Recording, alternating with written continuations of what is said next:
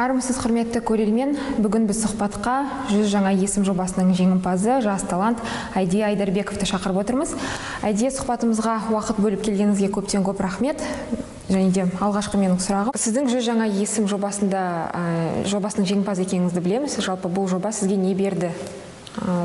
Қазіргі жұмысыңызда, жалпы шығармашылығыңызда? Біріншіден шақырғаныңызға рахмет. Өте қуаныштымын. 100 жаңа есім жобаға кіргенде мен үшін ол күтпеген жағдай болды. Өйткені мен осы кезде Америкада оқыдым, бірінші семестрде, бірінші курста. Және де бізде Қазақстанда осындай үлкен жоба басталғанын да білген жоқпын. Және де маған көптеген адамдар жазды, мен осы жобадамын, олар маған дауыс береді деп. Мен біріншіден түсінген жоқпын да, қандай жоба, неге олар маған жазады. Көптеген мен танымайтын адамдарды жазды. Содан кейін мен осы жоба туралы оқыдым, өте қызық болды. Бірақ мен өзімді осы 100 жаңа есім, Қазақстанның 100 жаңа есімі деп өзімді ешқашан ойлаған жоқпын. Мен осы жобаға кіремін деп.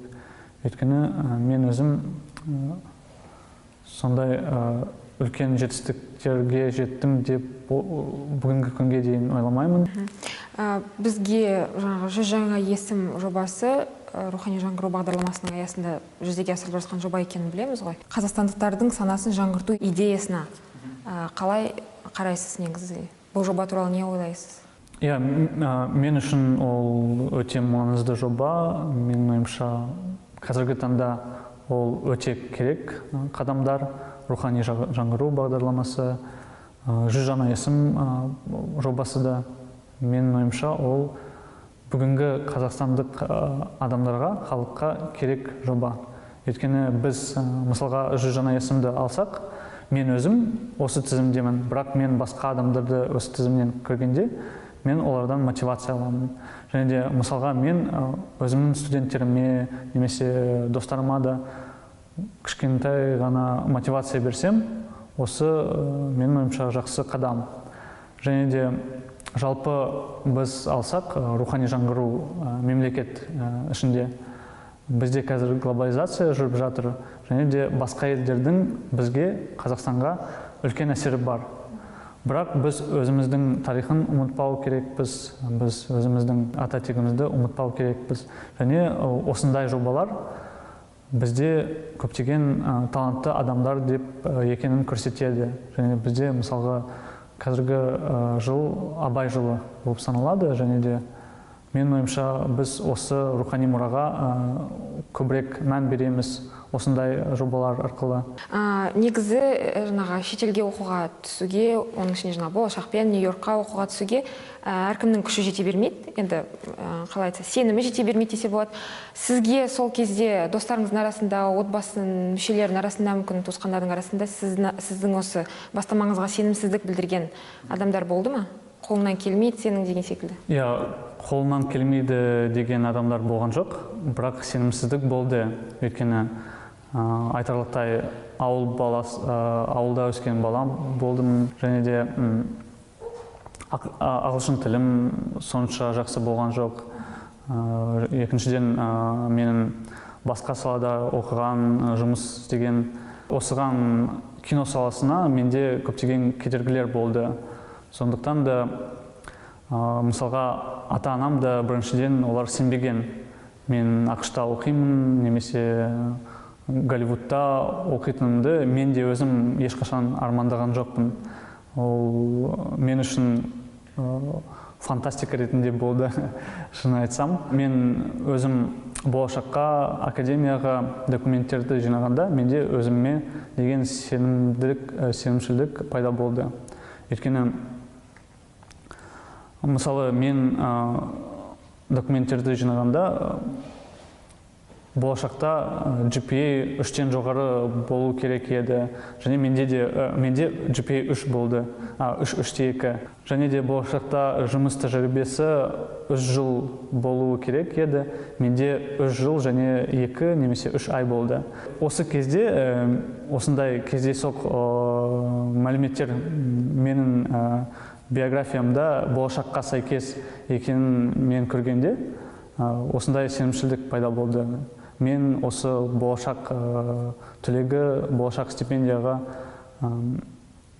жарамдымын, мен қолыма осы келеді деген ой пайда болды. Және де өзім осы процесті соңына дейін жеткізуге тырыстым. Неліктен сіз бұл саланы таңдадыңыз? Неліктен кино? Жалпы мүмкін бұл сіздің балалық арманыңыз болған шығар? Сол туралы қысқаша айтып кетсеңіз. Мен кино саласымен бала кезімнен осы сала туралы ойладым.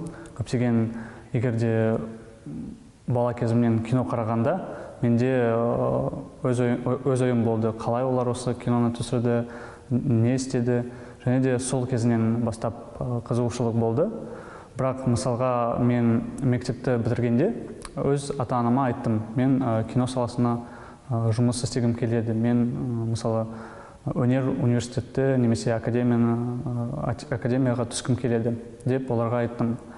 Бірақ сол кезде, ол 2010 жылдары болды, және осы кезде біздің Қазақстан кино саласы соншама дамымаған. Және де бірақ сол кезде IT саласы дамыған болды. Және де көптеген программистер, көптеген университеттерде IT факультеттер ашылған. Және де маған ата-анам мен осы саланы таңдауға көбірек мән беруге сұрады. Осылай 4 жыл бойы бакалавриатта IT саласында оқыдым. Және де осыдан кейін тағы 2 жыл магистратураны IT саласында оқыдым. Бірақ кино туралы ешқашан ұмытпаған жоқпын. Кино саласымен өзім айналысуға тырыстым. Көптеген, мысалы, интернетте курстар немесе кітаптар кино туралы оқыдым. Қалай түсірілім барысы, қалай сценарий жазуға болады. Сондай кітаптарды оқыдым. 2016 жылы мен интернетте Нью-Йорк фильм академияның рекламасын көрдім. Және де оларда Қазақстанда ресми өкілі бар, Нью-Йорк фильм академиясының. Мен онымен хабарластым, және де көптеген информацияны алдым, қалай түсуге болады. Сол кезден бастап менің киномен нақтырақ жұмыс істеу екенін түсіндім. Жалпы академияға түсу сол кезде қиын болды ма? Қандай құжат жағынан деген секілді? Шыны керек, мен біріншіден ол қиын болады деп ойладым. Мысалға, мен ауылда өстім деп айттым ғой, және де мен ағылшын тілім сонша жақсы болған жоқ. Өйткені бізде ауылда, мысалға, әр жыл бойы ағылшын тілі мұғалімі басқа болды. Және сондықтан мен ағылшын тілі туралы уайымдадым. Және де кино саласы, мысалға, мен айтқандай, менде бакалавр және магистратура ол IT саласында болды. Ол киноға қатысты емес сала. Және де сол туралы уайымдадым. Бірақ өзімді қолға алып, көптеген документтерді жинап, болашаққа түсуге тырыстым. Бізде осындай стереотип бар. Болашаққа түскен адамдар, олар мысалы байдың балалары деп көбі санайды, немесе олардың связьдері бар. Және мен де біріншіден осылай ойладым. Өйткені жай ауыл бала қалай ақшта оқи алады деп біраз күдіктер болған. Бірақ мен бірінші болашаққа звондағанда осы барлық сенімсіздіктер жойылды. Өйткені өте жақсы организациялық сұрақтарды барлығын, юриспруденция жағынан барлық сұрақтарды олар біледі. Және де қалай түсуге, қандай документ оларға керек екенін олар көмектесті не істеуге. Мысалға, бүгінгі кезде болашақ қауымдастығының мүшесімін.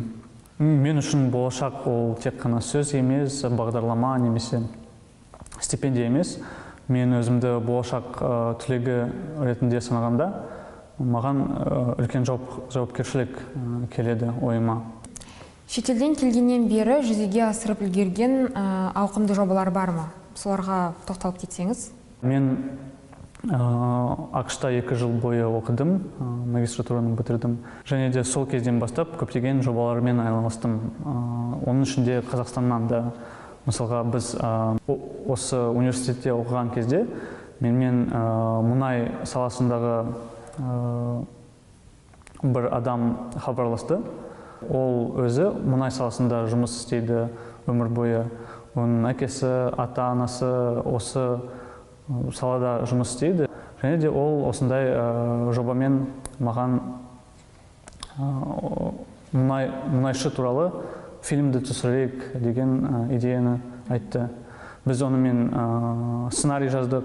Мен көптеген мысалға мұнайшының қандай өмірде жұмыс атқаратыны осыдан білген жоқпын. Көптеген ақпаратты меңгердім. Және де содан кейін мен бір досым бар, Дәурен Төлеханов, ол продюсер және де жазушы. Және оның жақсы досы Илья Ильин, біздің чемпион, өте жақсы мықты адам. Және де бізде Дәуренмен осы Илья Ильин туралы фильм түсіруге идея пайда болды. Біз қазіргі таңда сценарийді бітірдік, 120 беттік сценарий. Және де өкінішке орай пандемия болғасын, кино саласы Қазақстанда баяу жұмыс істегеннен бізде де кедергілер пайда болды. Бірақ біз оны түсіруге біз оны түсіреміз деп ойдамын. Мен өзім тек қана сценарий жазушы емес, режиссер ретінде де осы жобада өзімді сынауға армандамын. Сондықтан осы жобаны мен ойымша біз бітіреміз деп ойдамын. Тағы менің соңғы жобам ол 91-19 тәуелсіздік жолы деген веб мини-сериал. Қазіргі таңда оны интернетте табуға болады. Ол Instagram, Facebook парақшаларыңызда көре аласыз. Ол негізі 91 жылдан бастап 2019 жылға дейін біздің тәуелсіздіктің тарихы туралы. Бірақ жай тарихи оқиғалар емес, бір адамның оның өз өмірінен өткен қандай оқиғалар болды, қандай не істегенін, қай мектепте оқығанын біз барлығын осы жобамен көрсетуге тырыстық. Жақсы. Негізі жаңағы қазақстандық кино деп айтып жатырмыз ғой. Қазақстандық киноға көзқарасыңыз қандай?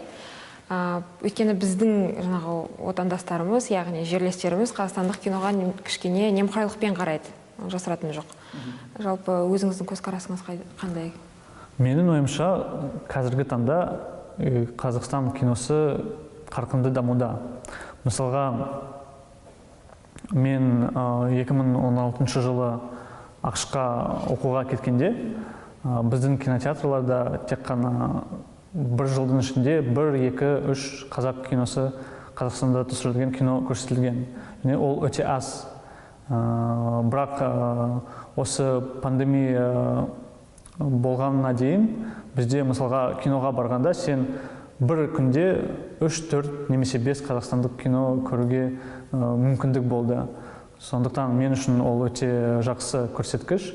Және мен ойымша қазақстандық кино дамуда. Тек қана осындай санды көрсеткіштер емес, бізде тағы да олар көптеген рекордтар алады. Мысалы, миллиард қазақстандық прокатта миллиард алуға өте жақсы көрсеткіш. Қазіргі таңда қай жерде қызмет етіп жатырсыз? Өйткені болашақ бағдарламасының шарты бойынша жұмысқа қатысты өзінің арнайы талаптары бар ғой? Мен өзім қазіргі таңда Астана IT университетінде оқытушы ретінде жұмыс істеймін. Senior лектор деген лауазымдамын. Және де мен студенттерге медиа технологиялар факультетінде жұмыс істеймін. Студенттерге кино туралы, аудио, видео, электроника туралы, digital arts, жалпы digital өнер туралы сабақтар беремін. Ол болашақ бағдарламасының талаптарына сай. Өйткені мен өзімнің ақшта шет елде алған білімімді енді Қазақстанда біздің қазақстандық студенттерге бере аламын. Негізі сіздің кітап жазу шеберлігіңіз бар деп те естідік, яғни кітаптарыңыз бар екенін білеміз. Кітап жазуға не түрткі болды, және де жанр да ерекше, классика емес деген секілді, сол жанрларына тоқталып кетсеңіз. Мен өзімді жазушы ретінде ешқашан ойламаппын да, мен жазушы боламын деп. Бірақ бала кезімнен жазуға бір мүмкіншілік болды, және де өзімнің өлеңдерді немесе кішкентай жанрды прозаны жазуға тырыстым. Және де менің кітабым «Спуститься с небес» оның аты. Ол фантастика, фэнтези жанрында жазылған. Мен үшін осы жанрлар өте жақын, өйткені бала кезімнен көбінесе фантастика жанрда, фэнтези жанрда фильмдер қарадым, кітаптар оқыдым, және де өзімді де осы жанрда не жазамын деп көптеген ойлар пайда болды. Жалпы біздің еліміздің жастары туралы не ойлайсыз? Олар перспективалы деп ойлайсыз ба қазіргі жастар? Мен өзім оқытушы ретінде және де осы «Жүз жаңа есім» жобасы арқасында Қазақстанның көптеген жерлерде, өңірде болдым. Көптеген студенттермен, оқушылармен кездестім. Және де олармен сөйлескенде мен өте таңғалдым. Олардың қандай ойлары бар екені, олардың қандай сфераларға талпыныстары бар екенін, және де біздің қазіргі ұрпақ өте ақылды, өте саналы. Мен оларды көргенде өзімді кәрі деп есептеуге де болады. Және де мысалға менің студенттерімнен мен өзім көптеген ақпаратты аламын, және олар да маған мотивация береді. Сондықтан менің ойымша қазіргі таңда біздің жаңа ұрпағымыз, олар біздің болашағымыз. Жалпы жастарға қандай кеңес бересіз? Мүмкін өзіңіз енді қазір де жассыз ғой, былай қарағанда. Өзіңіз оқуға түсер кезде мүмкін бір қателіктер жіберген болады шығарсыз. Осы жастарға үлгі ретінде, кеңес ретінде не айта аласыз? Менің ойымша, мысалға мен айтқандай, бірінші менің мамандығым, бірінші білімім IT саласында болды, екінші білімім кино саласында. Және де оларға қарағанда олар әртүрлі салалар. Бүгінгі таңда бізде көп оқушылар, олар ойлайды, бір маманды алсақ, осы мамандық бойы бүкіл өмірді осы мамандықпен айналысамыз деп. Ол осылай емес. Менің ойымша, біздің тек қана мектепте, тек қана университетте білім алуға емес, бүкіл интернеттен де осындай білімді аламыз, немесе кітапханалардан, басқа адамдардан білімді алуға болады. Сондықтан тек қана бір мамандықты таңдап алмай, бір жерде отырмай, көптеген басқа жобалармен айналысуға керек, көптеген басқа ақпаратты меңгеру керек, және де бүгінгі адам жан-жақты болу керек. Айдия, бүгінгі сұхбатыңызға көптен көп рахмет. Жастарға өте үлкен үлгі өнеге беретін сұхбат болды деп ойлаймын. Сізге тек қана шығармашылық табыс тілейміз. Биік белестерден көріне беріңіз. Сіздерге де рахмет.